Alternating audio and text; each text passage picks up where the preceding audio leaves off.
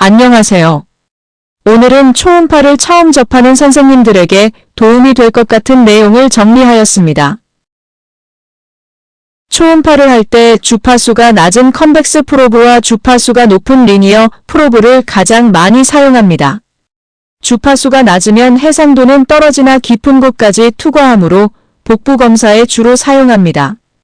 주파수가 높은 리니어 프로브의 경우 갑상선이나 유방 등 깊이 투과하지 않아도 되는 장기에서 사용합니다. 보시는 것처럼 갑상선의 경우 주파수가 높은 리니어 프로브를 이용하면 해상도가 높아 내부가 구분되어 잘 보이는 반면 컨벡스 프로브를 이용하면 내부가 잘 구분되지 않습니다. 초음파 검사를 할 때 가끔 왼쪽, 오른쪽이 바뀌어 사진이 남아있는 경우가 있습니다. 저희 병원에 여러 초음파 프로브를 찍었습니다. 초음파 프로브에는 다양한 방식으로 검사자 기준으로 왼쪽을 표시합니다. 보시는 이 표시가 초음파를 할 때 검사자의 왼쪽이 되도록 검사를 합니다. 대부분의 경우 의사는 환자와 마주한 상태에서 검사를 하므로 환자 기준으로는 오른쪽이 됩니다. 대부분의 경우 초음파 기기가 의사 앞에 있고 환자는 의사의 우측에 위치한 상태로 검사를 진행합니다. 보시는 것처럼 프로브에 표시된 부분이 의사의 왼쪽이 된 상태에서 검사를 진행합니다. 이걸 초음파로 보시면 초음파 기기에 표시된 부분이 왼쪽을 향합니다. 그러면 화면에 보이는 것은 환자의 오른쪽이 됩니다. 예외적으로 환자와 의사가 마주보는 것이 아닌 같은 방향을 향하여 시술이 진행되는 경우가 있습니다. 고주파 시술을 하는 경우 위치에 따라 의사가 환자의 머리 위에서 진행을 한다면 그때는 초음파 사진이 통상적으로 보는 왼쪽, 오른쪽과 반대로 찍히게 됩니다. 따라서 사진을 보면 환자 머리 위에서 시술이 진행되었음을 알 수 있기도 합니다. 초음파를 할 때 초음파 기기에서 깊이 설정이 중요합니다. 목의 두께가 사람마다 달라 통상적으로 식도와 롱구스 콜리머슬이 후면에 포함되는 정도를 권장합니다. 이 환자의 경우 깊이를 2.5cm으로 설정을 하면 보고자 하는 부위가 다 포함되고 갑상선도 잘 볼 수 있습니다. 그런데 깊이를 4cm으로 설정하면 갑상선 내부를 볼 수는 있으나 중심이 아니어서 집중도가 떨어질 수 있습니다. 식도와 롱구스 콜리머슬이 화면의 중간 정도에 있습니다. 대신 뒤에 있는 구조물로 인해 초심자의 경우는 오히려 정상을 병변으로 진단하기도 합니다. 검사할 때 적절한 압박도 중요합니다. 같은 환자의 다른 사진입니다. 병변이 왼쪽 갑상선에 있는데 왼쪽 사진은 결절의 후면이 잘 보이지 않습니다. 그렇지만 우측 사진의 경우 갑상선 결절이 제대로 잘 보입니다. 이 결절은 톨러한 모양인데 왼쪽 사진에서는 이게 반영이 되지 않습니다. 적절한 압박이 되었는지를 초음파 사진에서도 알 수 있습니다.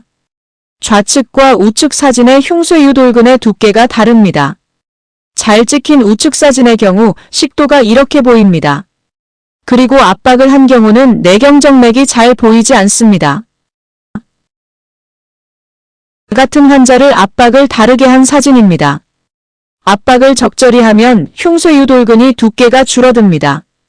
따라서 경동맥의 위치도 바뀝니다. 적절히 압박을 한 우측 사진에서는 롱구스 콜리머슬이 잘 보이고 뒤에 C 스파인도 보입니다.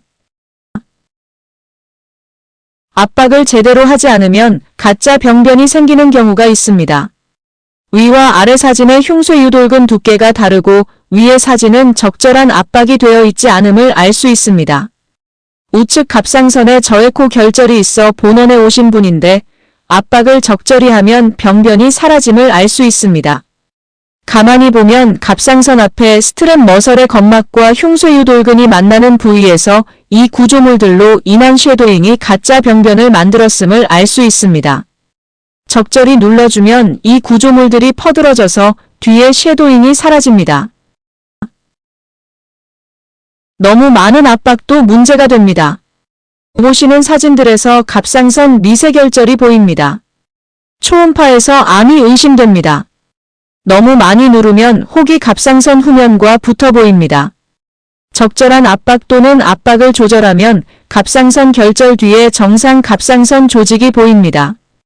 이는 능동 감시를 결정할 때 중요한 요소이므로 무조건 많이 누른다가 아니라 적절한 압박과 다양한 압박을 통해 결절의 성상을 파악한다라고 생각하시면 될 것 같습니다. 초음파 기기를 처음 보실 때 너무 많은 펑션 키로 인해 이걸 어떻게 다 익히고 사용할까 하는 두려움이 드실 수도 있습니다. 경험이 많은 연구자의 입장에서는 항상 새로운 기능에 관심을 가지고 도전을 하지만 통상적으로 진료를 하는 경우는 몇 가지의 기능만 잘 인지하셔도 검사에 문제는 없습니다. 전공의 선생님들의 경우는 보통 다른 선생님들이 사용하던 초음파 세팅이 된 초음파 기기를 이용하여 별 고민 없이 검사를 합니다. 그런데 초음파를 하려고 보니 갑상선이 이렇게 이상하게 화면에서 보일 수 있습니다. 간혹 보조자가 작업을 하다 의도치 않게 TGC 커브를 건드린 경우 종종 발생합니다.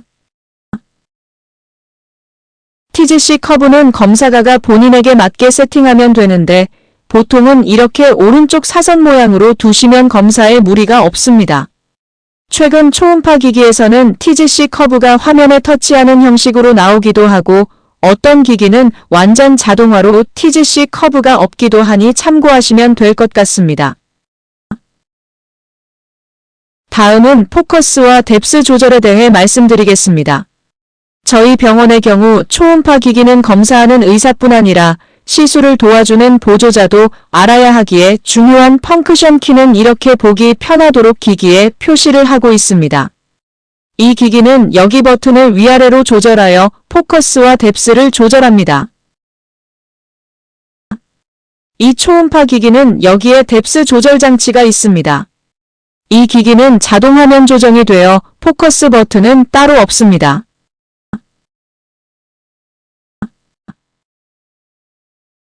왼쪽 사진은 포커스를 잘 위치하여 갑상선이 잘 보입니다. 그렇지만 오른쪽 사진은 포커스가 너무 위에 있어서 갑상선 내부가 균질하게 보이지 않습니다. 대신 보고자 하는 부위가 갑상선 바깥 피부 근처라면 오른쪽 사진처럼 포커스를 위로 올려서 검사를 하고 갑상선을 볼 때 포커스를 내려서 조절하면서 검사를 하면 됩니다. 이 환자는 목이 상당히 두꺼운 분이십니다. 왼쪽 오른쪽 사진을 비교해보면 크게 두 가지가 다릅니다. 먼저 압박의 정도가 다릅니다. 왼쪽보다 오른쪽 사진에서 흉쇄 유돌근 두께가 더 얇아서 압박을 더 많이 했음을 알 수 있습니다. 갑상선 후면 근처에 결절이 있는데 포커스를 오른쪽 사진처럼 병변이 있는 부위에 위치시키면 더 잘 보입니다. 도움이 되셨으면 좋겠습니다. 감사합니다.